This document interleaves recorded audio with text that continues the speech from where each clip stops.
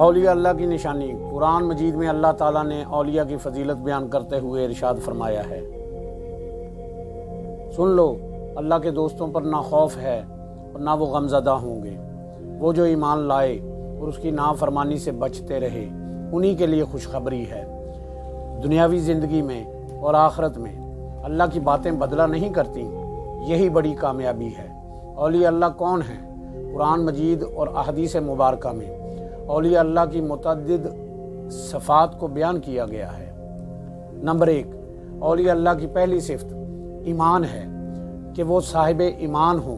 ان کی ذہنی سوچ پختہ ہو اور رسول اکرم صلی اللہ علیہ وآلہ وسلم جو کچھ لائے اس پر دل سے حق اور سچ ہونے کا یقین کریں، عقل و حواس سے ماورا جو حقائق کوئی نہ جانے اور اللہ کے بتائے سے صرف نبی پاک صلی اللہ علیہ وآلہ وسلم جانے اور مخلوق کو بتائے، اس حقیقت کو سچ جانیں، اس پر یقین کامل کریں۔ مثلا اگر نبی فرمائیں کہ شکل انسانی میں آنے والا فرشتہ ہے جو تمہیں تمہارا دین سمجھانے اور بتانے آیا تھا،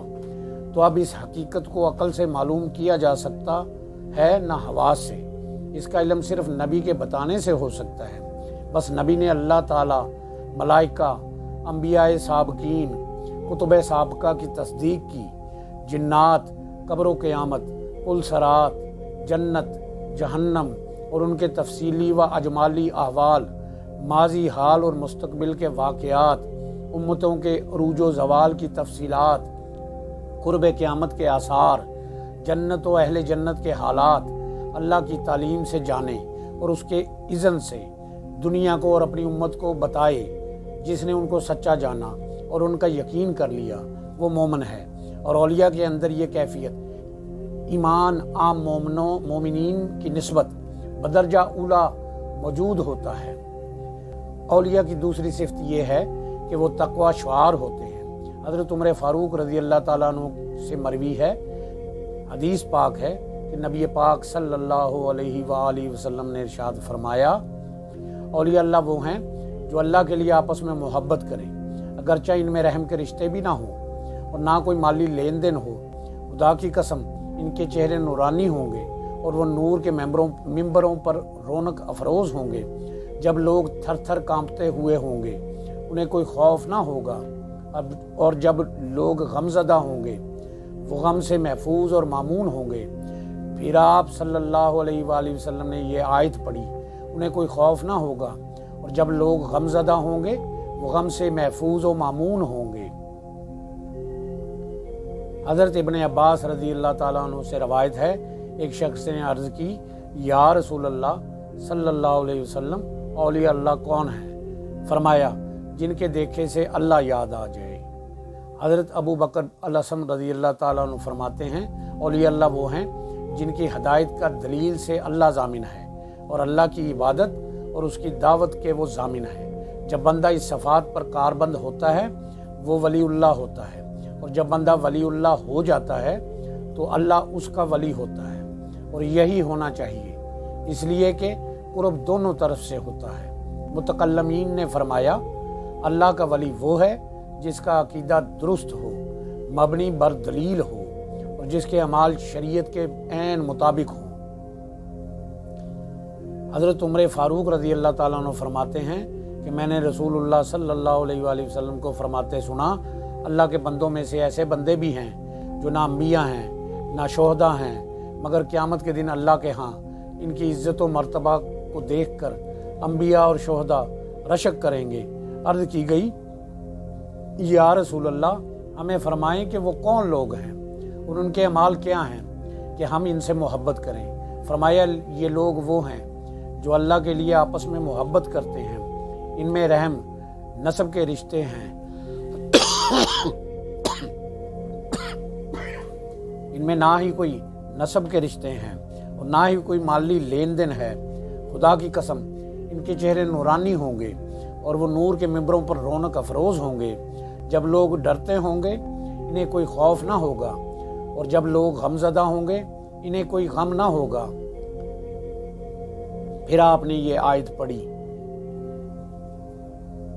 الا ان اولیاء اللہ لا خوف علیہم ولا هم یحزنون۔ حضرت علی کرم اللہ وجہہ الکریم فرماتے ہیں راتوں کے جگراتوں سے ان کے چہرے زرد ہوتے ہیں، ان کی آنکھیں آنسوؤں سے تر ہوتی ہیں، بھوک سے ان کے پیٹ سکڑے ہوتے ہیں، پیاس سے ہونٹ خشک ہوتے ہیں۔ جب اللہ ان کا والی، وارث اور دوست ہو جاتا ہے تو یہ دنیا و آخرت کے خوف و غم سے آزاد ہو جاتے ہیں۔ ان پر کچھ خوف نہیں، اس لیے کہ اللہ ان کا دوست ہے، اور دنیا میں غمگین نہ ہی یہ غمگین ہوتے ہیں، اس لیے کہ اللہ ان کو دنیا و آخرت میں صلہ دیتا ہے اور ان کا ولی و مولا ہوتا ہے۔ حضرت ابو ہریرہ رضی اللہ تعالیٰ عنہ سے روایت ہے، رسول صلی اللہ علیہ وآلہ وسلم نے فرمایا، حدیث قدسی ہے کہ اللہ تعالیٰ نے فرمایا، جس کسی نے میرے ولی سے دشمنی کی میں اس کے ساتھ اعلان جنگ کرتا ہوں، اور بندے کا میرا قرب حاصل کرنے کے لیے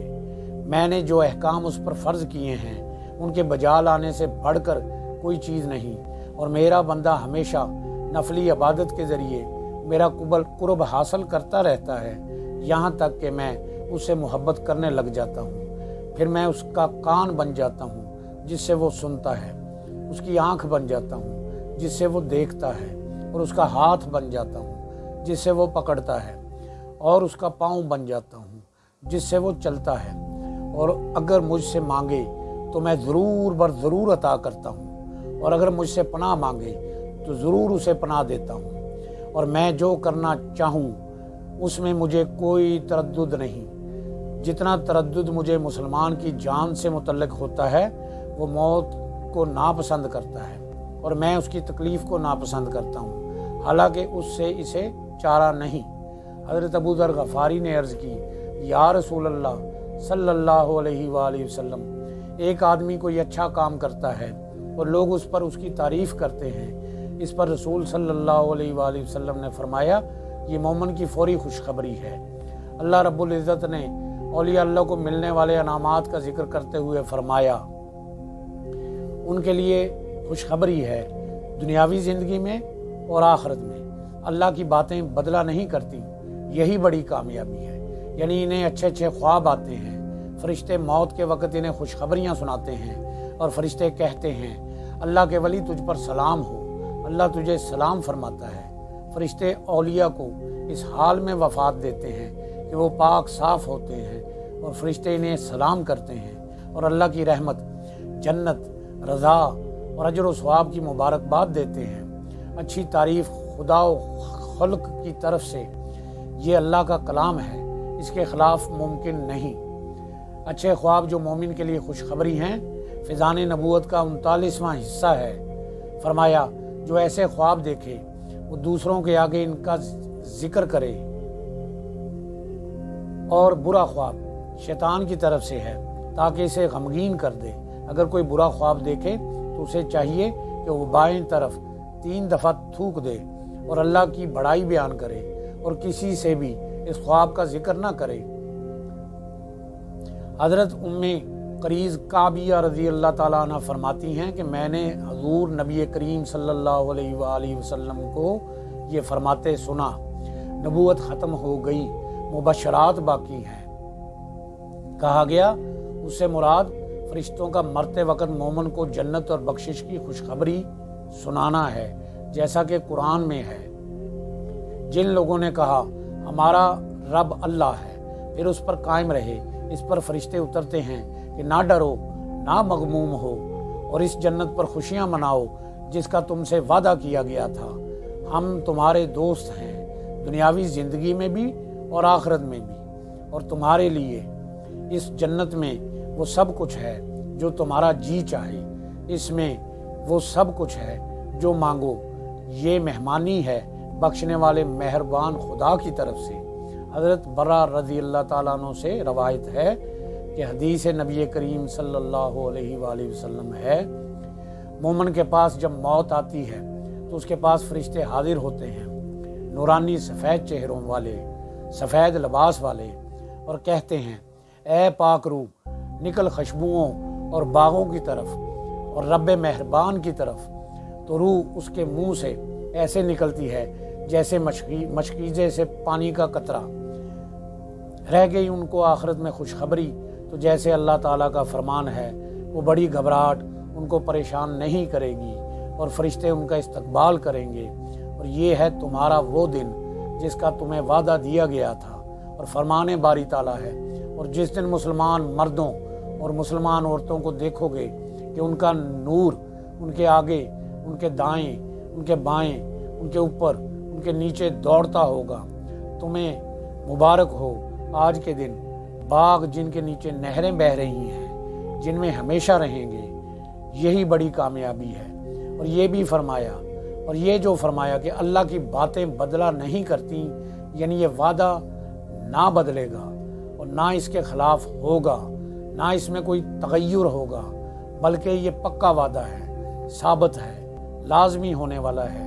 یہی بڑی کامیابی ہے۔